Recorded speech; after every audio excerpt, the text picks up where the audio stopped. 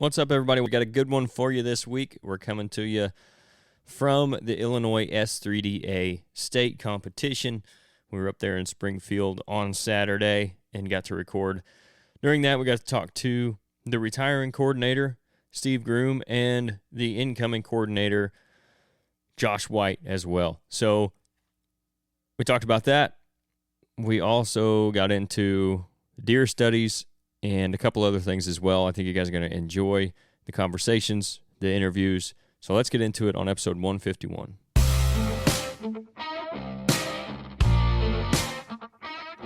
This is the Ridge Hunter Outdoors Podcast.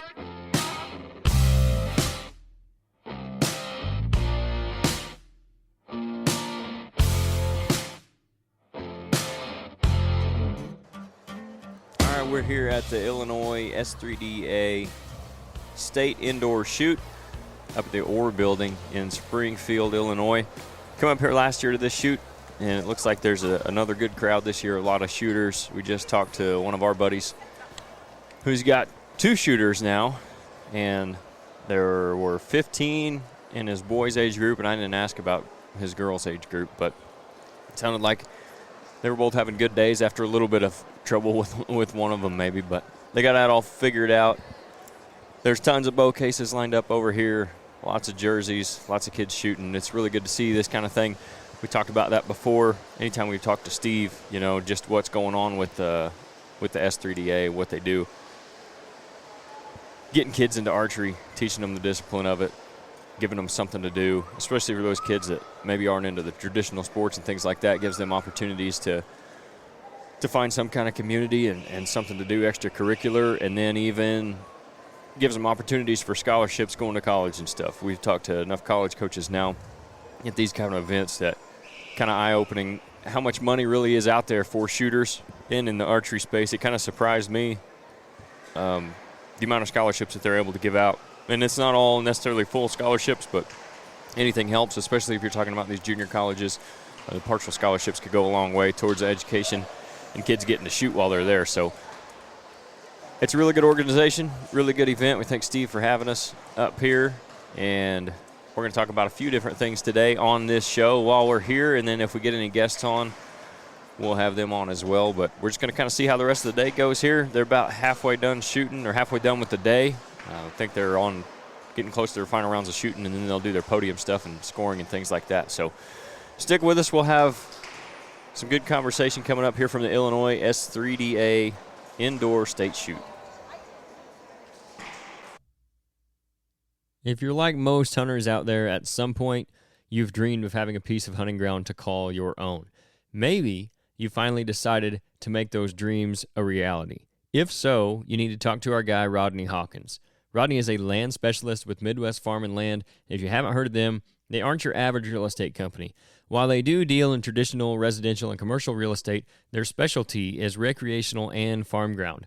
With agents like Rodney serving across the state of Illinois, no matter what you're looking for, they can find it. Even if you want to sell what you already have to upgrade, downgrade, reinvest, whatever, they've got you covered. For more information, you can contact Rodney at 618-925-3153, and he'll get you taken care of. On top of what he does for MFL, Rodney also has his own company called RHO Outdoors. They currently carry hard and soft-sided blinds, blind chairs, tree stands, and cameras from Radix Hunting, Tacticam trail cameras, Fission e-bikes, and he's adding new stuff all the time. I've personally used all of these products, and I'm beyond happy with every one of them. The Fission e-bike is a game changer, and you will not find a better one for the price. If you're interested in anything RG Outdoors has to offer, you can send them a message to their Facebook page, RG Outdoors, email them at rgoutdoors@yahoo.com, or again, just call Rodney directly at 618-925-3153. We were on the way up here, and I was trying to think of things that we could talk about while we're at the show, between guests, if we have guests on, anything like that. And oddly enough, we're listening to a sports show. Oddly. And, well, that's not the odd part. No, not really for us. The odd part is one of their trivia questions for the day, they do like a segment every day that they do trivia, and some of it's sports, and then they have a random one. And where their random question was something to the effect of, according to the NDA, which for those of you who don't know, it's the National Deer Association, used to be the QDMA, which is Quality Deer Management Association. I don't remember exactly when they switched. But anyway, so according to them, which state had the highest percentage of mature bucks harvested was essentially the question. And the answer was Louisiana, which Was not on my radar by a long shot. no, I was definitely thinking Wisconsin, Iowa, Illinois, that ballpark. But we got talking about it, and it's like there's so many different variables there that what could constitute a mature buck or what kind of they were looking at as far as that goes, because you could be in the UP of Michigan and a mature buck is definitely, well, we got a guy here with an arrow through one of his fletchings. That's how you know your bow's shooting pretty consistent. That's how you know. Everything's pretty locked on for that. Yeah, right? Yeah. So if you're like in the upper peninsula of Michigan, a mature buck might be 2.5 years old. If you're in Pennsylvania, maybe 3.5 years old. If you're in parts of Iowa and Illinois, it might be 5.5. Yeah, there has to be parameters there. I have no idea what they are. And it's hard for me to say, okay, they lead in mature buck percentage, because if you just throw, say a mature buck is anything over 2.5, well, I'm not sure that you could kill a 3.5-year-old buck almost every year if you got any place to hunt in Illinois, I would think, especially if you're going with a firearm. Well, also is if you only kill 5 deer and 3 of them are mature, that's Right. a pretty good percentage. Yeah, if the harvest numbers in total are harvest lower. numbers are, I mean, obviously the higher harvest number, the higher amount of mature deer you have to kill. So I don't know. It'd be interesting to look that up. And the hunting numbers, too, because that's another thing, which is the reason, though, why the bucks don't necessarily get to this certain age in some states, like Pennsylvania, Michigan. There's so many. I forget what it is in Pennsylvania. It's an ungodly amount of people that hunt. Oh, yeah. Per square mile. It's Yeah. crazy. But you start figuring that in. How many people are deer hunting in Louisiana versus Pennsylvania? The Right. mature buck harvest, like you said, there's less. It should be a higher percentage, you would think. Well, you would think so, But that's maybe kind of an overarching discussion on that is, with all these studies and stuff, I did the Full Draw Friday episode yesterday. We're recording this on Saturday.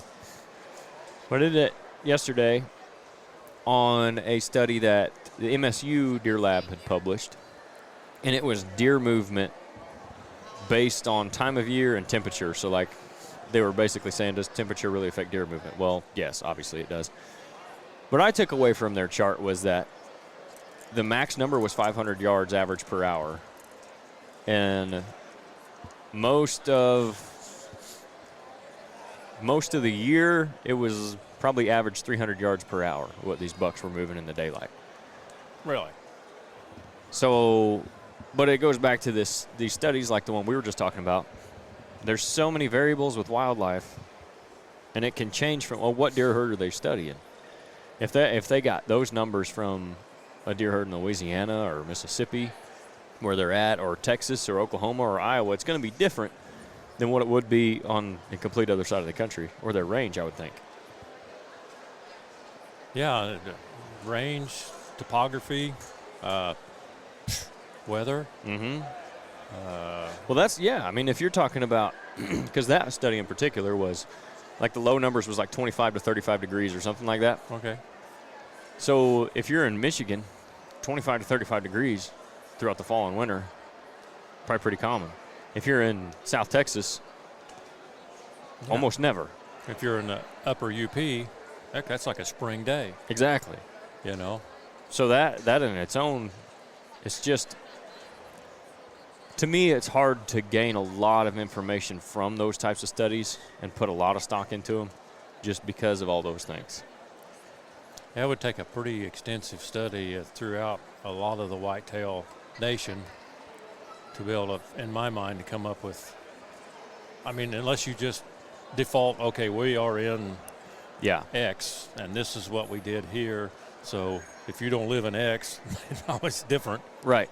I think there's certain conclusions that you can draw that are probably similar. You know, like deer are going to move more in the evening, last couple hours of the evening. Right. And they're going to move more in the first couple hours of the day. Like, that's probably going to stand true throughout the whitetail range. But, yeah, I think when they do these studies, the best thing they could probably do is quantify it by saying, hey, this study for deer in blank, Mississippi, this is what we found. Not for whitetail bucks, this is where their average movement pattern was. Are we in flat ground, or are we climbing mountains? Mm-hmm. And a lot of variables there. Just like any other study, though. There's tons of variables anywhere you go. I think you can easily put too much stock into one of them. If you're just looking at, even like that, if you're just looking at that NDA study, well, the most highest percentage of mature bucks are being killed in Louisiana. I need to go to Louisiana, hunt mature bucks. You know? Right. Until you get to Louisiana and see the mature bucks. Yeah, you think that's a good idea. So that's something where I think if they would quantify it and say, hey, this is what we've studied throughout here based on this, this, and this, it should be pretty and I'm sure if you look into the study, you can probably find that, but that's not what they're posting on social media. They're just posting, hey, we studied these whitetail deer, and this is what they're doing. And nothing against them. That's probably not their goal. I just think it would be more helpful if they'd say, hey, put on the chart like whitetail deer in X range, because you can't collar enough whitetails, let alone bucks, throughout their range to have any kind of definitive study across the board. And you're talking all the way over to Wyoming. I mean, I think there's actually a decent population in, like, is it New Jersey or something like that? I didn't know there's anything decent in New Jersey. Well, population. But you talk about upstate New York, all the way from as far north, almost to the Canada border, all the way South Florida. You're right. New York, I know, has a decent amount of deer upstate. There's just a lot of difference in what could be going on. So those studies, I thought that was interesting that they published Louisiana as the top highest percentage of mature bucks, and for whatever variables or whatever limitations they put on it, I'm sure that was true. It still is what it is in whatever parameters that study was within. But like you said, it's just like any other study. You can pretty much, if you take 1,000 people from New York and poll them on something political, you've got a pretty good idea what they're going to say. Correct. And then you can just publish that as, hey, we polled 1,000 people, 1,000 Americans. Well, that's what they do all the time. Yeah. So allegedly. Yeah. It's not. Yeah. It's the same thing. Essentially, you can confirmation bias, I guess. You can come up with what you think is the truth, or you want to come up with something that's going to shock people, like Louisiana is the highest, you know, and then you're going to say, okay, but this is a mature deer and yada, yada, yada, and then you can say, okay, it's going to be Louisiana or whatever. 100% not on my radar. I wouldn't have guessed. That might have been my 49th guess. I don't know. I don't know. It might have been. And the other option they gave Louisiana, Mississippi, and Oklahoma. And when they do those quizzes, they write their own questions. So whoever wrote it was like trying to come up with other answers that would maybe be it. Right. No. So they have no idea.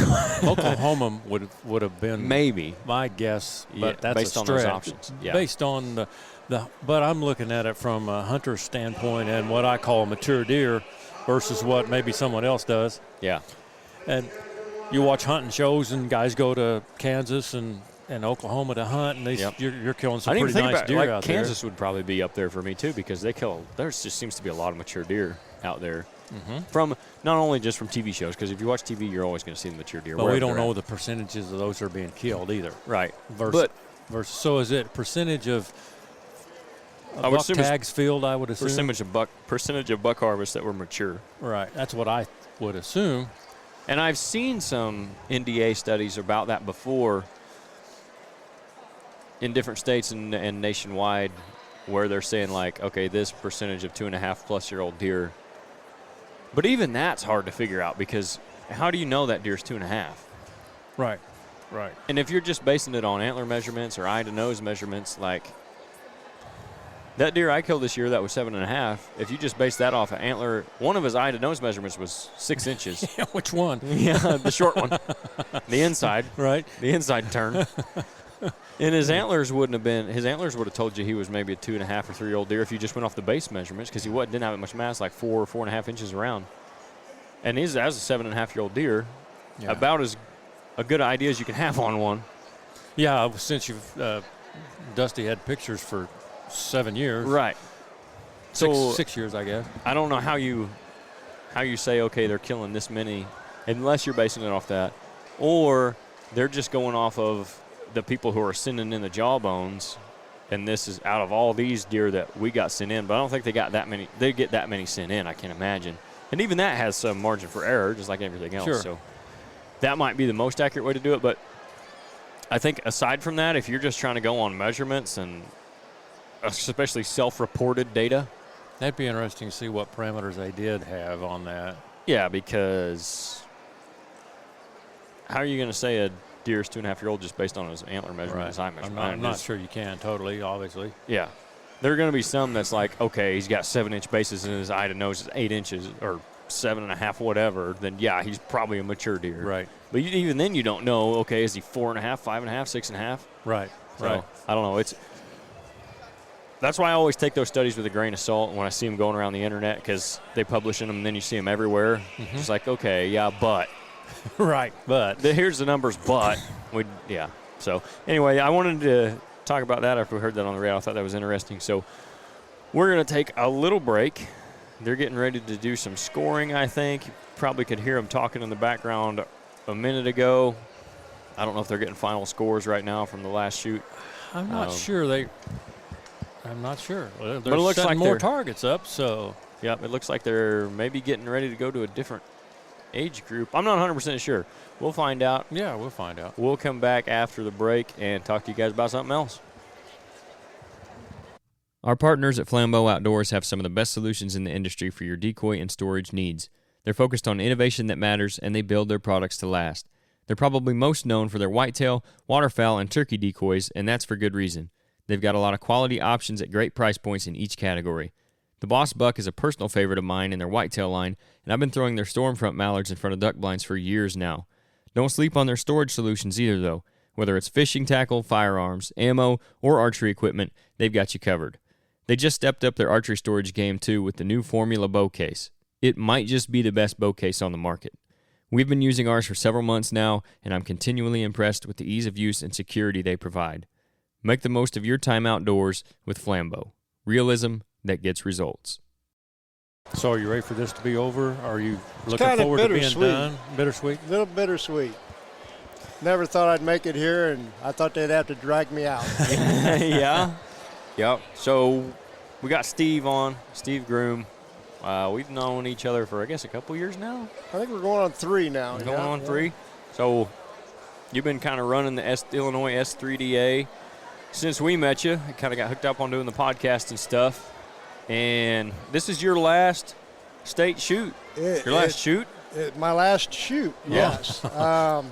So we've got some family stuff going on out in Montana, and I'm having some health issues, so we decided it's time to go ahead and hand the baton off for state coordinator here in Illinois. So Mr. Josh White from down south is going to take over my spot. Yeah. And we decided that here in the Orr building in Springfield, our indoor state tournament would be the perfect spot to hand it off at. There you go. There you go. So all that's going to be official. Yes, sir. After today. It is, yeah. I'll still be around to help him out until June. And then we've been working together for the last couple months to get everything squared away, so it's a smooth transition. Right. But, yeah, we've got him all set up to take over. And then, yeah, it's pretty much there. So transitions are important. I mean, that's an important thing. Keep things rolling in the right direction. And anybody that knows the politics on the S3DA side, especially for Illinois, it's been rough the last couple turnovers. So having this smooth transition here was a nice get-together. Good. Yeah. What are some things that you've seen from when you started with S3DA to now that maybe you're most proud of, or that you're most pleased to have seen grow or change? Or the kids. Yeah? Yeah. We were sitting here last night going through the scores and watching the indoor overall scores. We had twice as many perfect shots. Yeah. It was amazing. Everybody from Little Adler Hubs, Audrey Moore, all the way up into our young adults that are graduating out this year. So just watch the perfect 150s come through. It was amazing the amount of effort and time that the kids put in with their coaches and parents. That's awesome. So moving forward, I mean, what do you hope to see from the S3DA? Just more of the same, or continue to grow that? The growth. I like to see the colleges that are coming in to help these kids get going, to figure out where they want to go. Of course, inflation's going up, but luckily and surprisingly, and pleased to see that the colleges are up in their antes. Yeah. Good. Donnie's doing good at recruiting. Ricky Souls has been, doing good with the recruiting. We got some other colleges just outside Illinois, like Wildwood. They up theirs is at 19,000 this year. Really? So it's tickled me pink to see this, that they're actually giving us a reason to keep these kids going. We've got a lot of kids that are shooting here and we've got some in here with health issues that still, you can't stop them from shooting. I don't know how many kids that I know in the background have either just finished a surgery or they were thankful to get this shoot in before they got to go into a surgery. Yeah. So it's been nice to see it all go on, see the faces. Yeah. So the scholarship thing is something we talked about a little bit in our first little segment here.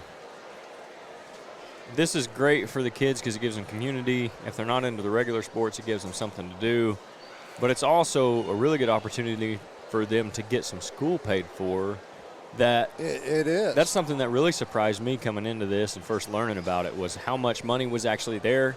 Like I said earlier, especially at the junior college level, a little bit of money can go a long way towards an education. Correct. And then it all depends, too, on you can take it if you need to. Yeah, no. Okay.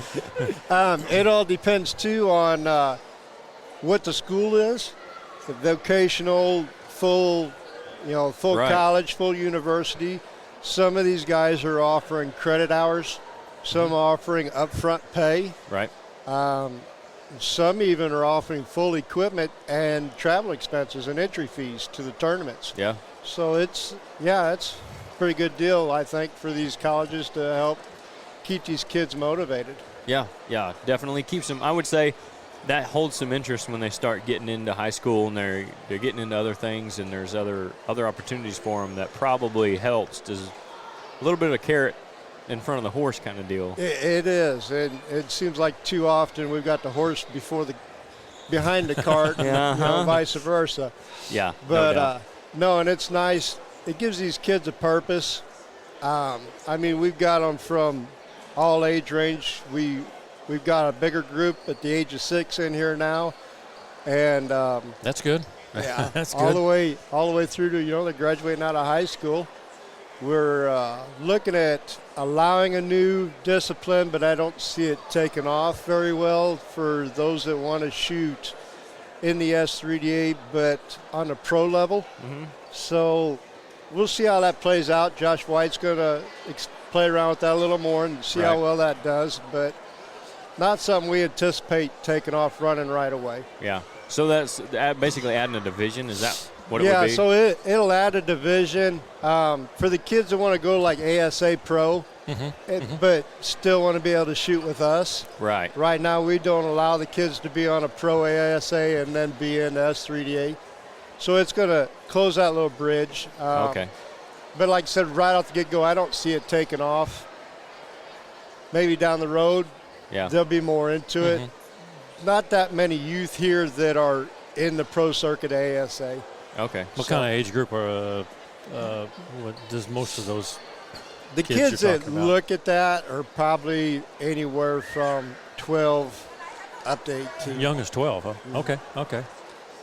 So go ahead. No, I just it all depends too on what they want to do Sure. or what they want to chase, on how they're going to go about it. Yeah. Right. Have you looked into what kind of shooting opportunities are out west? Because I know both your kids shoot, right? Yes. So my daughter, she took a She took a different route. She got accepted to Montana State University in Billings, which is a non-archery school. Okay. But she wants to pursue early youth education. Nice. And they had a great package for her. Yeah, yeah. Yeah, absolutely, 100%. But my boy wants to stay in competition.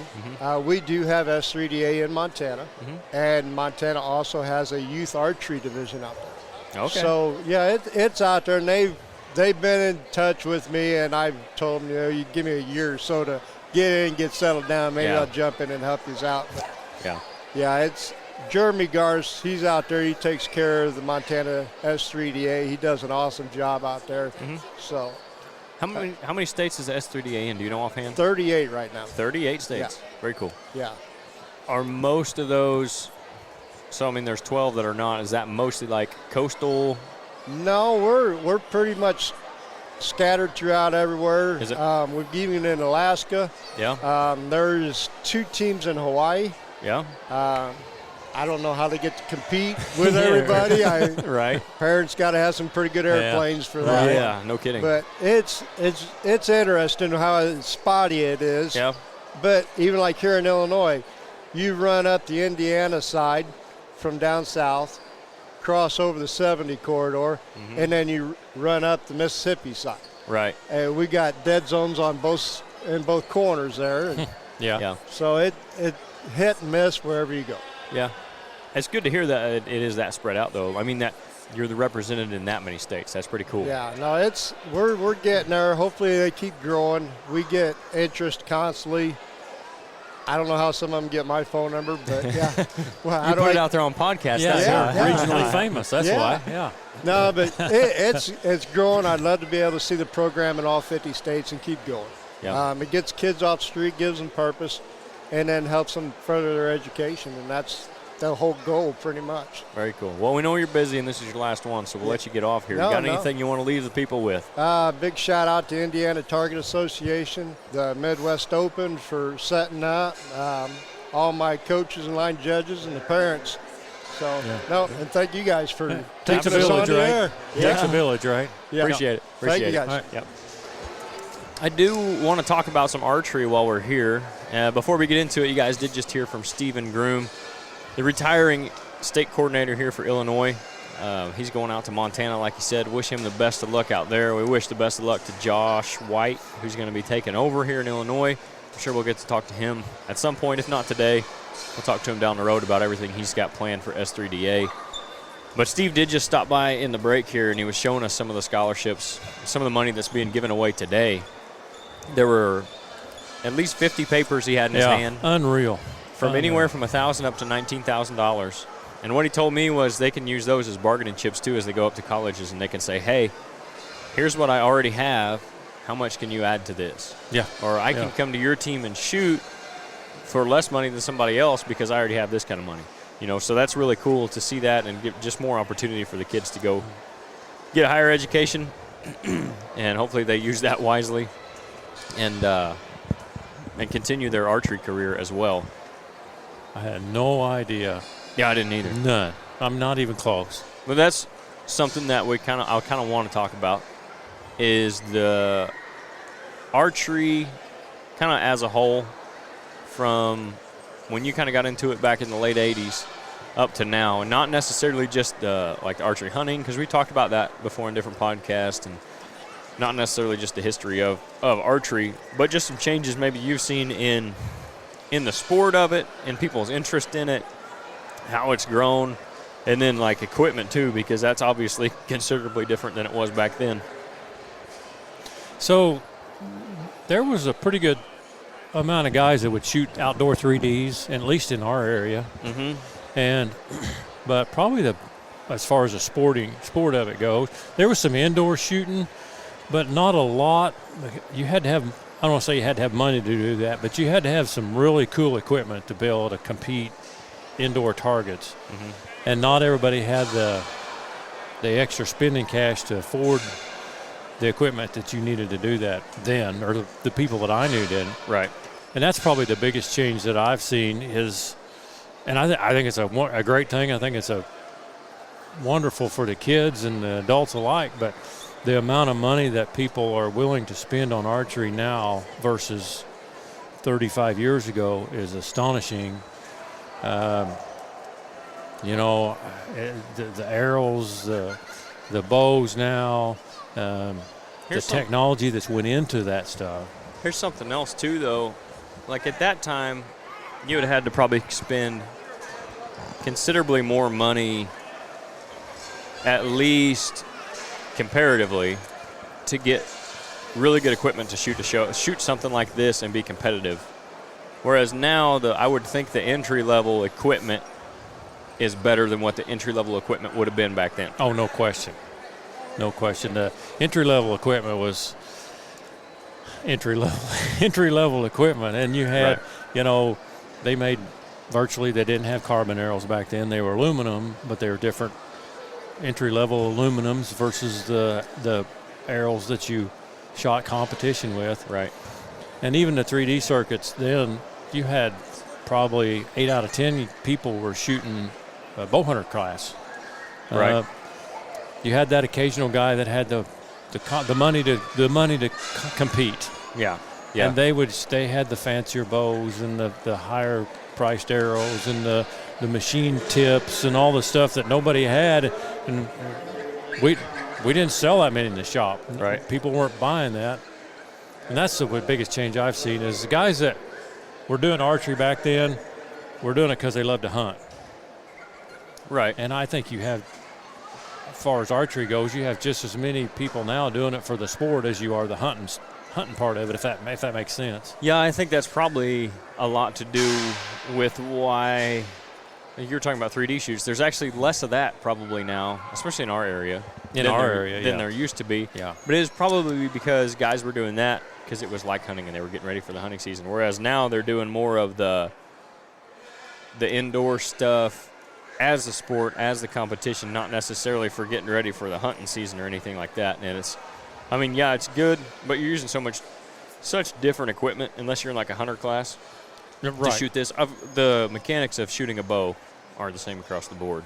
But it's not like you're necessarily getting familiar with your hunting setup if you're doing some of this stuff. So yeah, and I've seen all kinds of, I see recurves, I see long bows, I see all kinds of different compounds. But and I'm sure there's hunting classes here, but I'm not looking at a lot of them. Right. The arrows and the equipment that some of these some of these kids and young adults are carrying around are, pretty top-notch stuff. Yeah. It's that stuff is more expensive, I guess, across the board now, but it does seem like that's probably a big difference. Where back then, were you even seeing that much of this stuff at the time? Like you said, you didn't sell a bunch of it in the shop, but were you even seeing a lot of this kind of equipment? No, at the time, for the first several years, we were probably traveling to outdoor 3D shoot at least once a week, usually on a Sunday, and we could hit a outdoor shoot once a week and not travel much more than 40 or 50 miles from home. So, let's say a 100-mile circle from us, and you just didn't see the equipment there. Most of it was longbows, recurves. Guys were shooting the same stuff they were shooting in the season. They're shooting the same stuff they were going to the woods with. Yeah. So, but I don't. There wasn't the money. There wasn't the people didn't have the extra cash back then that I think some of them do now. Or if they did, they weren't spending it on archery. Right. They weren't giving away 50 different scholarships at a shoot like this. But you got to remember back then, archery, at least in our area, hadn't really taken off. That's what I'm saying, yeah. There was guys that for first years I was in the shop, we were still making steel cables. Yeah. That had the teardrops on them. When did you start seeing more of that kind of stuff? Was it when the school started doing it a little bit? Because I know you guys used to have the kids up there to shoot, the high school kids come up and shoot like for their NSSP or whatever it was at the time. I don't recall what it was at the time, but when did I start seeing what? More of this kind of stuff. It was later than that because they were using very poor, outdated equipment that the school had when they were coming up, and we were donating stuff just so that we could introduce them to the sport. Mm-hmm. But we introduced them to the sport so they could hunt. Yeah. We didn't introduce them to the sport so they could shoot And for get the a- sport of it, yeah. right? And maybe we were looking at it wrong, but I don't know. It had been several years down the road before it really, I think, Yeah. got to this point. I do think it is cool now that it's something that you don't even have to be a hunter No. to come in here and learn the discipline of archery and compete at it. And if you're a hunter, I mean, this may not be your thing either. You know, and then there is a lot of overlap too. There's a lot of people who are hunters who do enjoy doing this. Right. And people who maybe got introduced to hunting because they do this.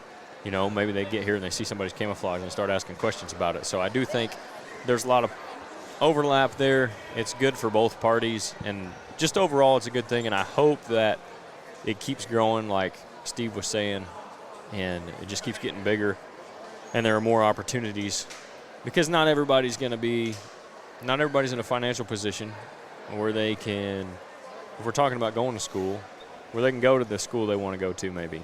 And not everybody can throw a football 60 yards or, you know, hit a baseball 400 feet, whatever it is.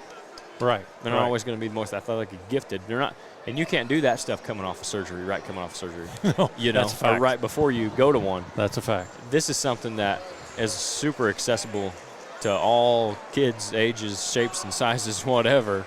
Yep. So I hope it continues to go down the path it's going down. I think it will, and I mean, I'm happy to be helping them out as much as we can with getting the word out there, and we're glad to be here. So hopefully we can continue to work with them down the road and see what they've got going on. But we're going to take another break here, and then we'll come back and wrap things up for the state shoot here at the Illinois S3DA.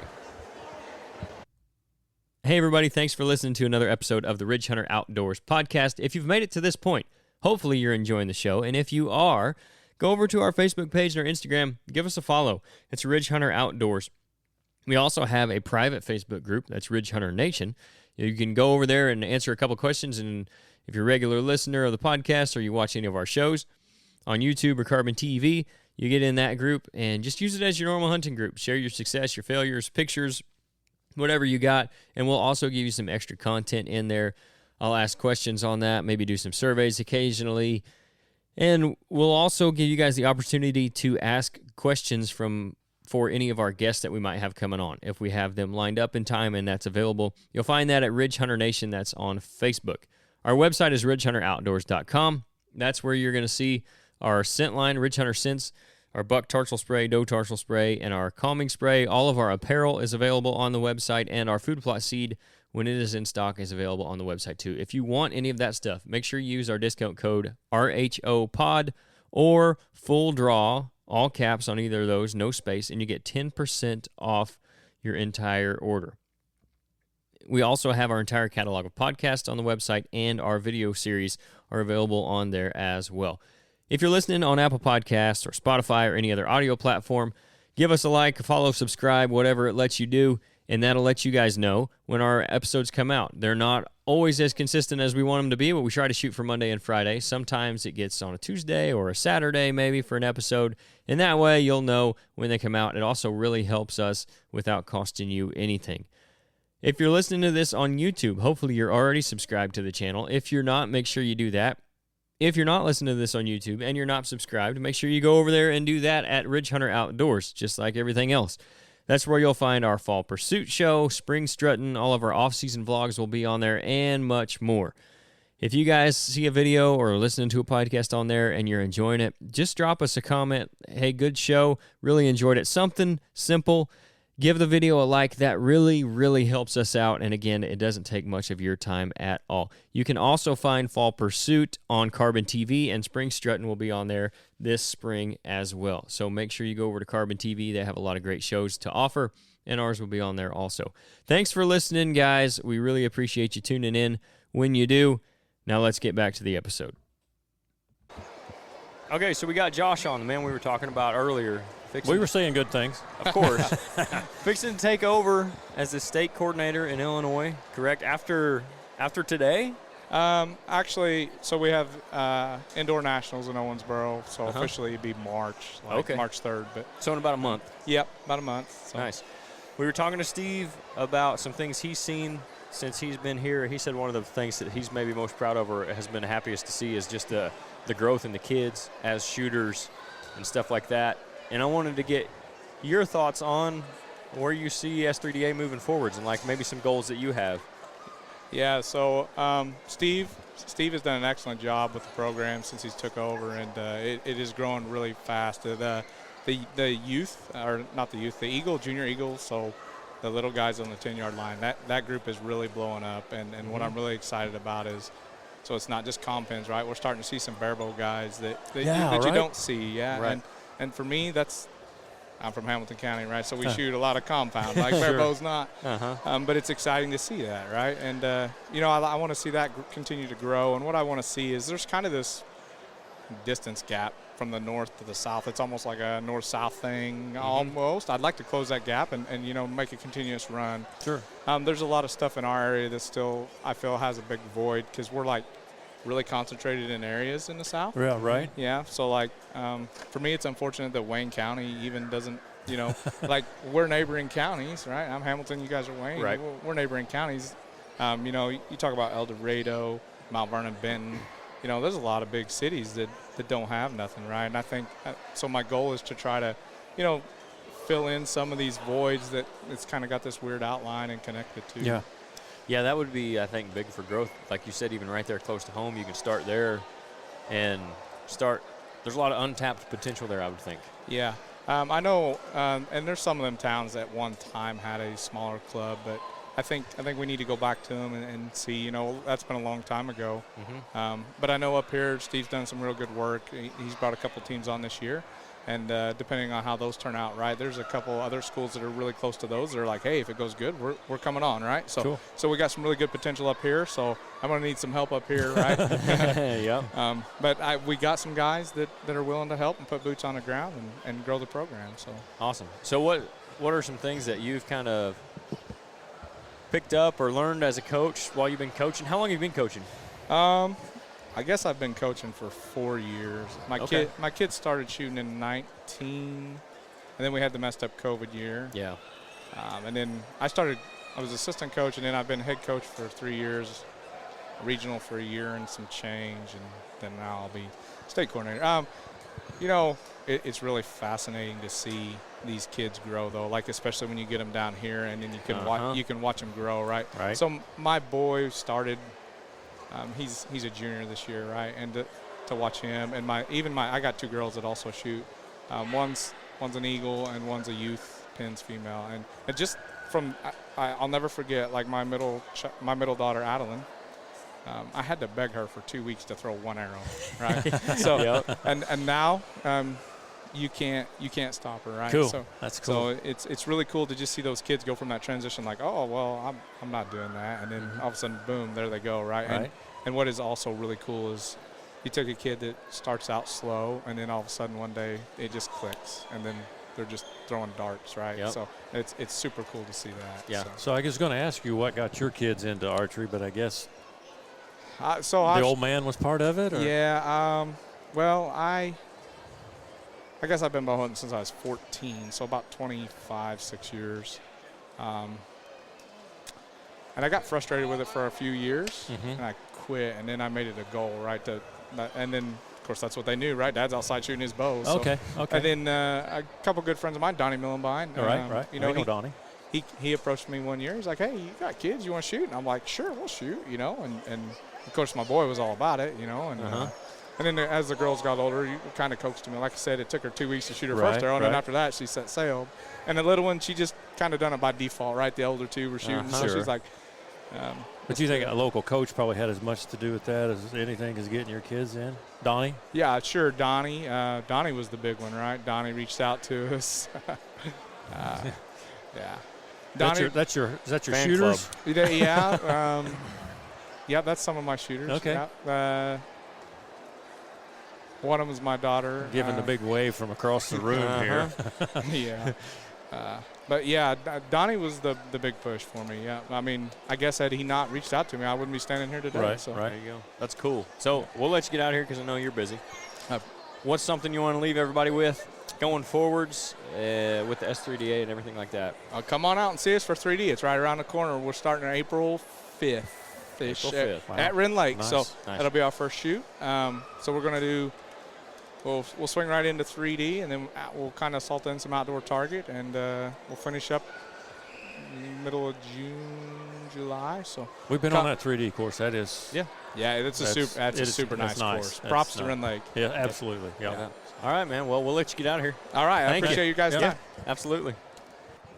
So that was Josh White. He is the coach at Hamilton County. He's going to be taking over for Steve with the S3DA as the Illinois State Coordinator. Cool to hear what he's got planned coming up. There's a lot of growth that can happen right here, right around us at home. And Sounds like it, And then throughout the state, of course, as well.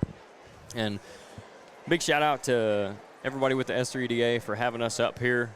We're going to kind of wrap things up. They're getting ready to talk on the microphone and do their podium stuff. So I want to thank everybody for tuning in. If you want more information on the S3DA, I will put links in the description where you can find everything. And if your kids got any interest in shooting, get them involved. I think this is a really good program. From everything I've seen, like I said, we've known Steve for almost 3 years now, and I think he's done a good job with it. I think Josh will do a great job with it from everything I've heard about him. We got some mutual friends and stuff. So I think it's a good organization. It's a good thing for your kids to be a part of.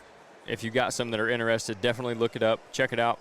If it ain't for you, that's fine, but there's a lot of opportunities with it, and I think it'd be good for them. So thanks for tuning in. We will catch you guys on the next Full Draw Friday episode. You got anything? No, I'm leave good, them with? man. All right. Good. We're going to get out of here. Thanks, guys.